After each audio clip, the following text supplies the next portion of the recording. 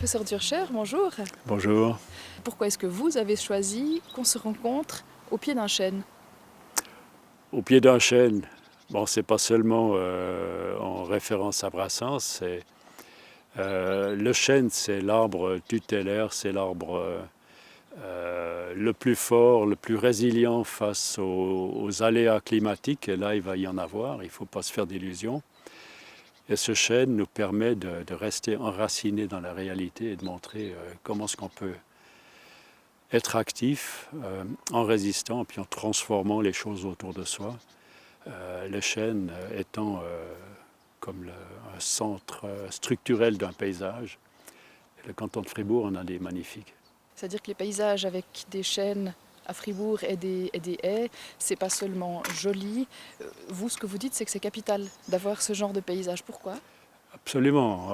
Les nouvelles compréhensions de la transition, de la transformation écologique de l'agriculture en particulier, comme on les formule en agroforesterie, en permaculture, font comprendre qu'il faut retrouver un maillage du territoire avec des cordons boisés, des rivières végétales en connexion avec les forêts naturelles restantes pour réanimer les cultures qui devront complètement renoncer aux pesticides, par exemple. Et un maillage, c'est quoi? Un maillage, c'est un réseau de haies, par exemple, qui ne seront pas plus espacés que 200 mètres, par exemple. Des haies de 10 mètres de large, de 20 mètres de large par endroit. Et ce maillage permet en fait la circulation des espèces animales, des insectes, des oiseaux qui, dernière découverte, ont un effet sur la croissance végétale. Les chants d'oiseaux, la stridulation des insectes sont extrêmement importants pour la santé des cultures. C'est-à-dire que là où on entend des chants d'oiseaux, des stridulations d'insectes, les végétaux poussent mieux. Exactement, c'est les dernières découvertes de la recherche et chacun au printemps le ressent lui-même dans sa physiologie. On est transformé par les chants d'oiseaux. On le savait toujours, mais maintenant on comprend que ça fonctionne aussi pour la nature. C'est toujours étonnant de vous entendre parler de ce genre de choses. Vous êtes professeur à l'université, vous êtes un scientifique, et puis chaque fois qu'on apprend que le végétal est interconnecté avec la lune, avec le chant des oiseaux, etc., vous, ça vous surprend pas en fait? Non, peut-être moins parce que j'ai grandi dans tout ça, j'ai vu comme ça a disparu de nos paysages. J'ai grandi parmi les haies, les prairies maigres et les roseaux et les petits ruisseaux. Et pour moi, c'est naturel de ressentir la nature de cette manière-là. Et en tant que scientifique, c'est de mettre des termes et des méthodes d'appréhension, de perception, de quantification de ce fonctionnement de la nature. C'est simplement ajouter des mots à ce qu'on ressent déjà. Ça veut dire qu'avant d'étudier la forêt, les arbres, vous les avez aimés Oui, c'est une très belle expression, je pourrais dire ça comme ça. depuis tout petit. Depuis tout petit, mes plus anciens souvenirs, c'est donc les plus précieux, ceux qui marquent, ceux qui font référence. C'est par exemple des souvenirs olfactifs. Et là, c'est dans les bords de forêt, sous les arbres, qu'on collecte les premiers souvenirs et qu'on se structure finalement le système de référence. Vous faites toujours ça aujourd'hui, d'aller dormir par exemple à la Belle Étoile dans la forêt?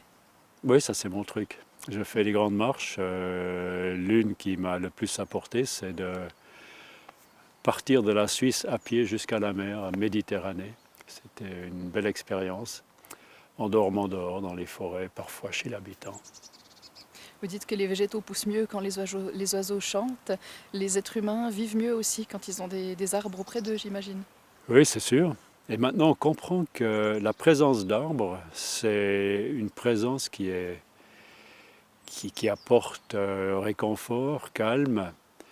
Et on se rend compte maintenant que ça a aussi, en plus d'une dimension acoustique en parlant des oiseaux, une dimension électromagnétique. Les arbres sont aussi des êtres sous tension, c'est des êtres électriques, avec leurs fréquences. Et ils ont les mêmes fréquences, parmi d'autres, que l'être humain lorsqu'il est en phase de méditation, par exemple. Alors on peut comprendre que d'être auprès d'un arbre, lorsqu'on essaye de se recentrer sur notre être plutôt intérieur, on soit à ce moment-là en phase avec l'arbre. Ou bien inversement, l'arbre nous aide à entrer plus facilement dans cet état méditatif qui nous permet de sortir du souci quotidien. Et c'est peut-être pour ça qu'on trouve jusqu'à aujourd'hui des arbres dans lesquels les ermites s'installaient pour faire leur travail.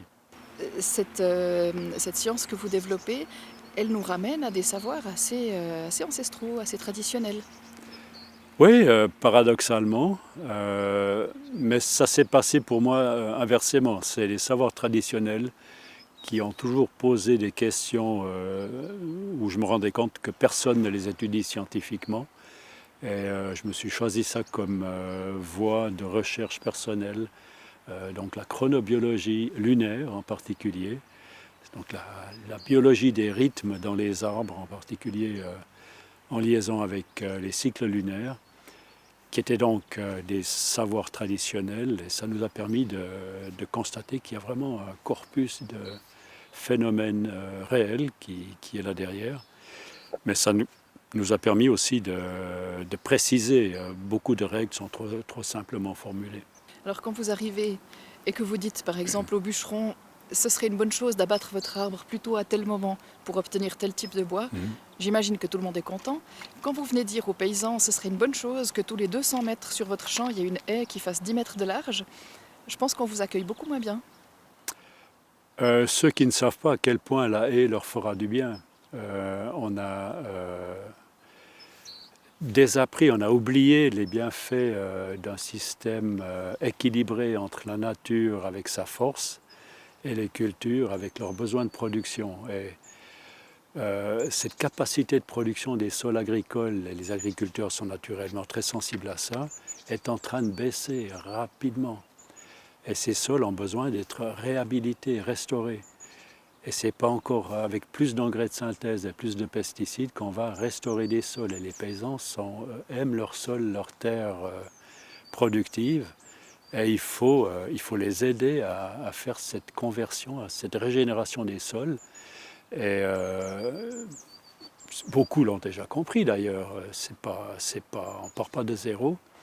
Mais ce qu'il faut, c'est que ce message passe. C'est surtout qu'on aide les paysans à faire cette transition. Il ne faut pas que ce soit une charge, mais que ce soit une nouvelle vision pour la paysannerie. Sur ce thème-là en particulier, vous vous considérez comme un militant ? Je ne sais pas ce qu'il faut mettre dans le terme militant. Militant, faire ce que tout le monde dit, non, certainement pas. Mais il y a 2 ou 3 choses que j'ai comprises et puis que j'essaye de transmettre. C'est la nécessité d'un scientifique de transmettre le mieux possible ce qu'il a compris. Sinon, c'est aussi mes petits-enfants qui sont en train d'être menacés par une agriculture qui court à la ruine si on ne fait rien. Vous parlez des petits-enfants. On a vu tous ces derniers temps ces grèves d'écoliers pour le climat. C'est quelque chose qui vous réjouit, qui vous rend optimiste ? C'est magnifique. C'était une des plus belles nouvelles de ces derniers jours. Et face à ces démonstrations des jeunes, ce n'est pas seulement des étudiants, c'est des apprentis. Il y a une pancarte, un panneau qui m'a vraiment impressionné. C'était en anglais, par exemple, Respect existence, respecter l'existence, or expect resistance, ou alors attendez-vous à de la résistance. Et là, je suis fier de cette jeunesse. J'étais comme ça et j'aimerais qu'elle le soit encore aujourd'hui.